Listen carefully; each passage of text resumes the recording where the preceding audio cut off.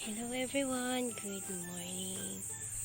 Welcome back to my channel, Philippine Spot Country Living. Pasensya na guys, no upload because super busy really. Umuwi po ako sa bahay namin to see my mom. Sayang kalagayan.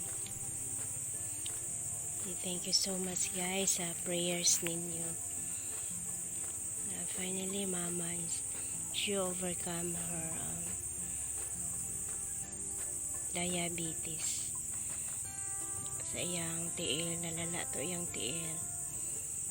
So, thanks God she can walk now. So I'm just hoping and pray tuloy-tuloy na po yung pag-heal sa kaniyang diabetes sa iyang foot. So masyado pong malala yung tiil ni mama before. And thank you guys again for your prayers and support.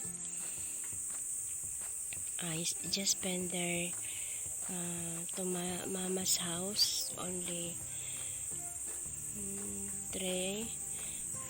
4 days. So I go back here because Phil is alone. So yan lang po guys, napakaganda yung mga bumble ko. I thought before when I was on vacation, all my bougainvillea here at the back is dying, but not. They're striving, blooming. Napakaganda ng plants dito sa backyard namin. So everything here is so dry, no rain yet. It will rain but just seconds only, not a rainy season yet. So bye everyone, thanks for your time. Bye, God bless. I'll be back later guys. Thank you. Bye.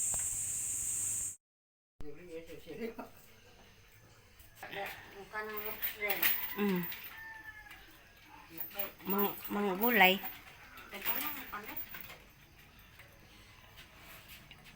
Papa cooking.